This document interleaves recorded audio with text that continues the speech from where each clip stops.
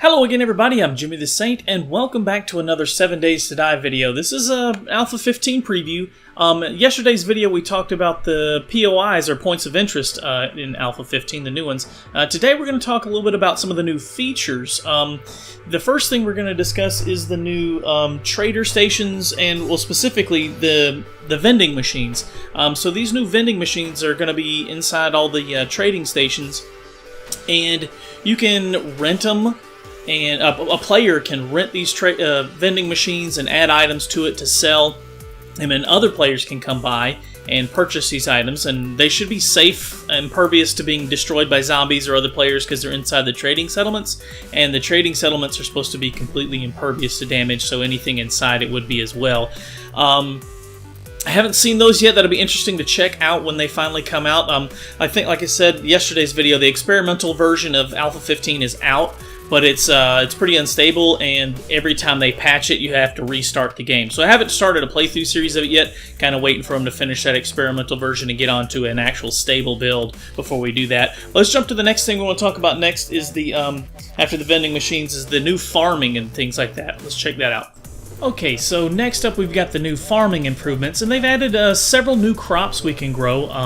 Not only yucca, mushrooms, the red flowers you can use to make tea from, aloe plants, and hops. And hops are one of the more interesting things to me because you can use hops to make beer. And we've never been able to make beer in the game yet, so that's a new recipe we'll be able to make. And that sounds cool because they've added some new, they've kind of changed the way beer works a little bit, and that it buffs you. You're not able to be stunned while you're under the influence of a beer or whatever.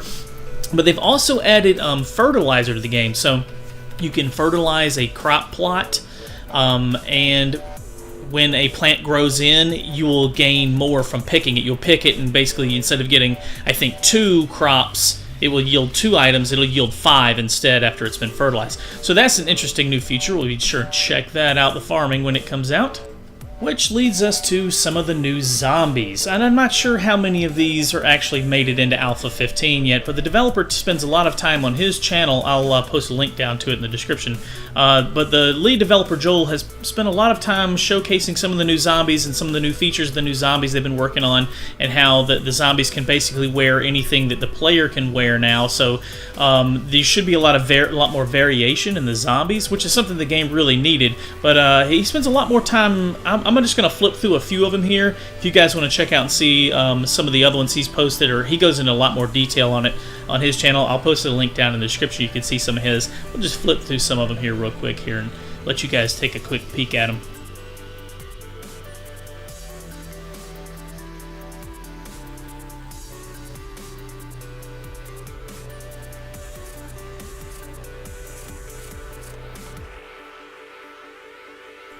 This here is one of the new hard hat wearing miner zombies, or oil derrick working zombies. I'm not sure exactly what you call it. It looks kind of like a miner to me, but you'll find them in the oil refinery, one of those new POIs we showed in yesterday's video.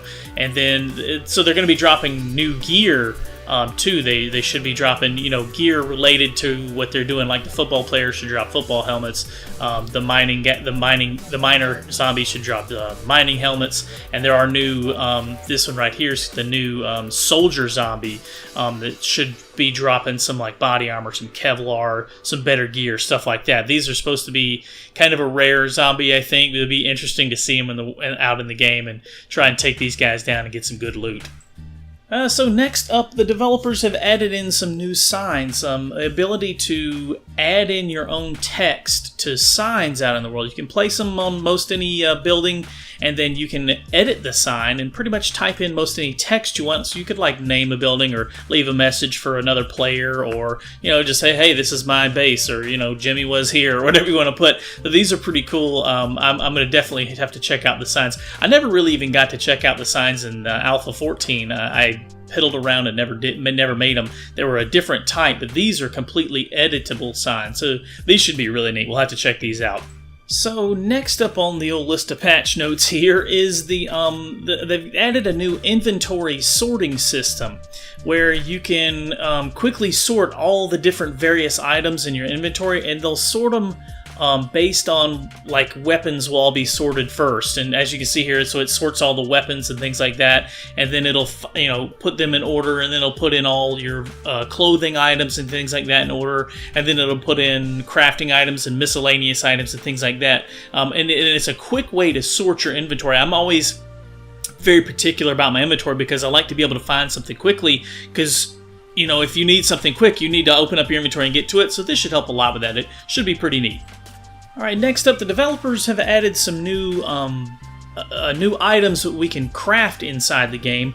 Some arrow slots and things like that you can shoot arrows through, but they've also, one of the neater things I think is these new catwalks and new stairs that they've added. Should give a lot more versatility in what you can build and how you can design your bases and things like that. And anything like that in a game like this that is so heavily focused on crafting is really, really interesting. It adds a lot more depth to the game.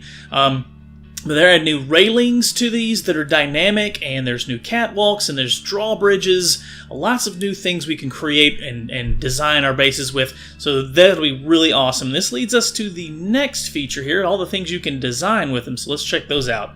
This is an interesting one. It's one of the new, I guess it's a gate, and this is utilizing those catwalks, and you could kind of build a wall underneath those catwalks and then have a gate here that's open and close. Kind of like it's the same door I think they're using on the trader stations. That's pretty neat.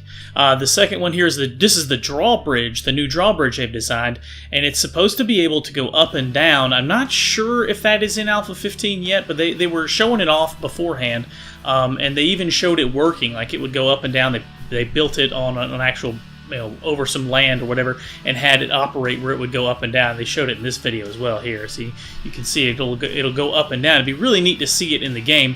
Not sure if it is in there yet or not. I am definitely going to try and build one though.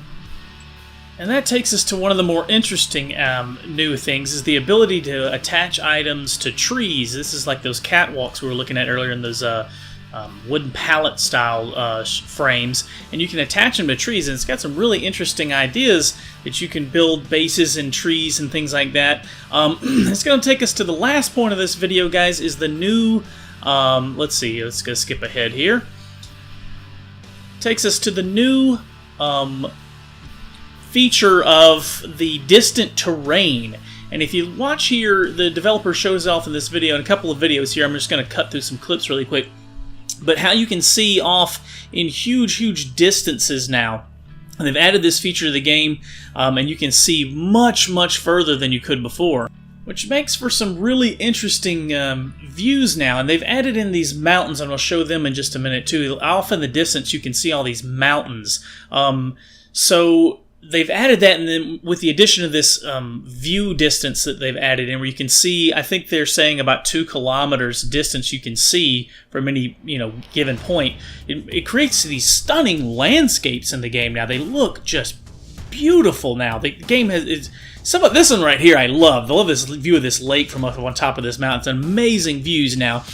So that's going to add a lot of a visual appeal to the game. It's something that's kind of been lacking in the past. The game's a little bland, but as far as the visuals, but this will be a new little impact here in the game. And I've tested this out in some random world generator, and it makes for some really cool views if you can get up on these mountains, because the mountains are generated.